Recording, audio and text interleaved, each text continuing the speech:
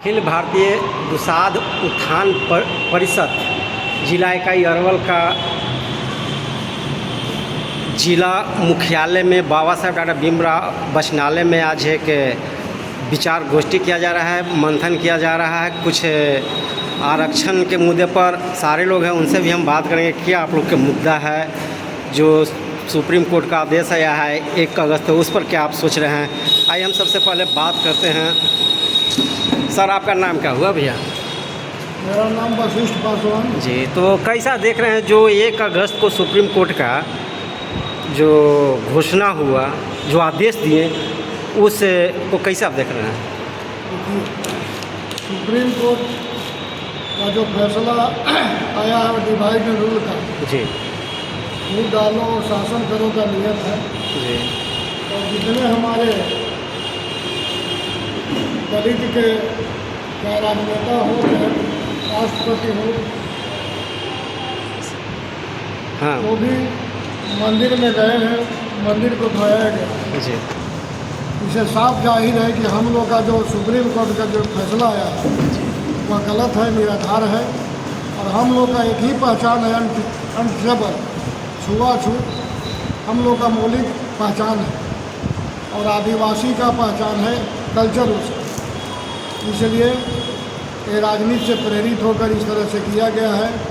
और जो आदरणीय जो सीताराम मांझी जी, वो अपने आप को महादलित और दलित और बिहार के मुख्यमंत्री भी रह चुके हैं, उनका बयान को मैं घोर निंदा करता हूँ।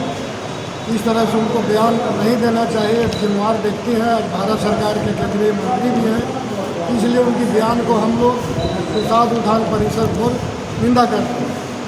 और ख़ास करके जिस ऊंचाई तक हम लोग को जाना चाहिए था, उस ऊंचाई तक आज भी SC ST OBC माइनॉरिटी के लोग नहीं गया है। लेकिन उसमें तो मतलब बताया जा रहा है कि जो अनुसूचित जाति में जो लोग हैं उनको क्रीमी लेयर दिया जाए, उनको क्रीमी लेयर के तहत लाया जाए, उसमें बड़े बड़े पोस्ट आ गए हैं।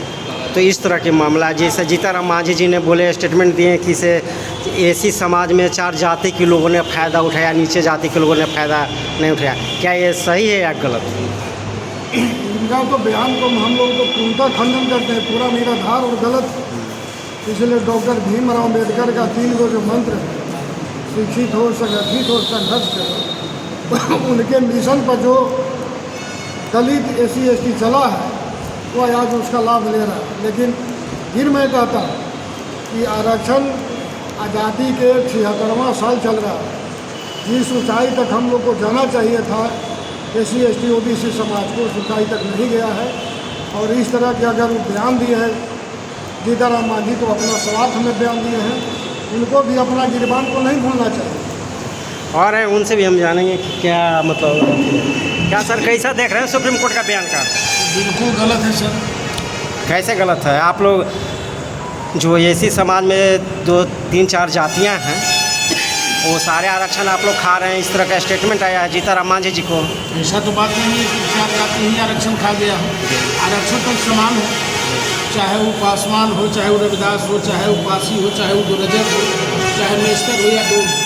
इसमें कहीं किसी प्रकार का कोई डिवाइड थोड़े किया गया है, आरक्षण को थोड़े जो है कि बांटा गया है। यहाँ तो शिक्षा के अनुसार, जैसा कि हमारे जो है वशिष्ठ भाई ने कहा कि जो है बाबा साहब भीमराव अम्बेडकर ने 3 मंत्र जो दिए, शिक्षित बनो, संगठित हो, संघर्ष करो।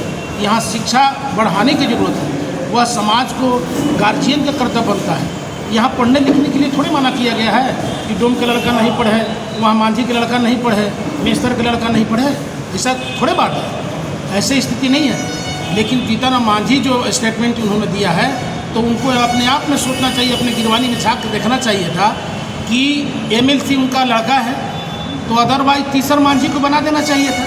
यदि आरक्षण से अपने समाज को विकसित करना है, अपने जो है कि आगे बढ़ना है, तो अपने समधिन को जो विधायिका न बना के किसी डोम के लड़का को बना देना चाहिए था।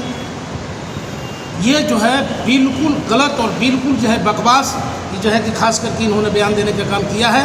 जीताराम मांझी ने समाज का जो है वर्गीकरण में लगा हुआ है वो आदमी, वह जो है कल लोकसभा चुनाव था, उस दिन पासवान का, रविदास का, पासी का और जो है कि तमाम दलित का वोट चाहिए। और जब यहाँ सुप्रीम कोर्ट को जो मामला आता है तो उसको उन्होंने कहा कि जय 4 जात को छोड़ कर दिया जाए। ये गलत है कि नहीं है? ये बिल्कुल। अखिल भारतीय दुसाध उत्थान परिषद जिला इकाई अरवल के तहत जो बहुजनों का, जो दलितों का अरवल में जो आवाज़ उठाते हैं, जो बहुजन समाज का बहुत नज़दीक से देखते हैं, आइए हम उनसे बात करते हैं कि कैसे देख रहे हैं ये जो 1 अगस्त को घोषणा हुआ आरक्षण पर, क्रीमी लेयर पर, और उसके बाद यहाँ दलितों का क्या स्थिति रहेगा, उस पर सर आप क्या कहना चाहेंगे? जय। सर्वप्रथम मैं आपके इस चैनल के माध्यम से आपको भी धन्यवाद, और सभी हमारे अखिल भारतीय दुसाध उत्थान परिषद में के उपस्थित आए हुए हमारे सभी भाई को भी धन्यवाद। जय भीम, नमो बुद्धाय। सवाल उस आरक्षण या क्रीमी लेयर की बात नहीं है। बात यह है, कोई भी ऑर्गेनाइजेशन हो, सबसे पहले उसमें डिसिप्लिन बहुत ज़रूरी है, और जहाँ डिसिप्लिन नहीं है वह ऑर्गेनाइजेशन जो है वो कभी सक्सेस नहीं होगा। हमारे लोगों के दलित दबे कुचले लोग हैं, गरीब गुरबे लोग हैं, जो बाबा साहब भीमराव अम्बेडकर जी द्वारा सूची बनाई गई 22 परिवार का एक संस्था, उसमें कोटा में कोटा डालकर हम आपस में भाइयों को लड़वाने का काम किया जा रहा है, ताकि इनका जो पहचान है वह मिट जाए। और ये जो आज की जो फैसला हुआ है हमारे न्यायमूर्ति चंद्रचूड़ जी के द्वारा, ये हमारे दबे कुचले लोगों के हित में एकदम नकारात्मक और विरोधाभास उत्पन्न करता है। इसलिए हम सभी दबे कुचले लोग इसको विरोध करते हैं, और भारत बंद जो 21 तारीख को होने वाला है उसमें हम लोग बढ़ चढ़ कर भाग लेंगे, और पूरे भारत को बंद कर अपने हक का अधिकार की बात करेंगे। और अगर नहीं देंगे तो हम लोग छीनना भी जानते हैं, क्योंकि यह हमारा समाज वह नाग है जो किसी को छेड़ता नहीं, और अगर इसको जो छेड़ता है तो कोई छोड़ता भी नहीं है। इसलिए हम सभी भाइयों से आग्रह करते हैं कि उस 21 अगस्त को भारत बंद का जो आह्वान हुआ है, सभी पार्टी, सभी कार्यकर्ता, सभी लोगों से यह निवेदन है कि उस अपने हक और अधिकार के लिए, अपने आने वाले पीढ़ी के लिए, अपने बच्चों के भविष्य के लिए इसे बढ़ चढ़ के हिस्सा लें, और अपने शासन प्रशासन में भागीदारी सुनिश्चित करें। गई है, और भारतीय संविधान में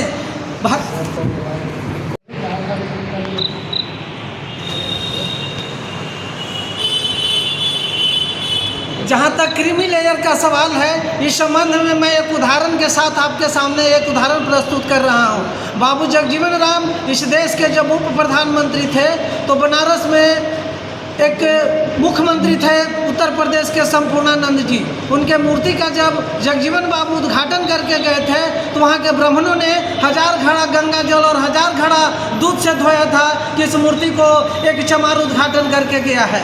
आप ये बात जान लीजिए, आर्थिक रूप से वो किसी से, पंडित से कम नहीं थे, किसी ब्राह्मण राजपूत से कम नहीं थे आर्थिक रूप से। क्या आर्थिक रूप से उनको सम्मानित करने का वहाँ के लोगों ने काम किया?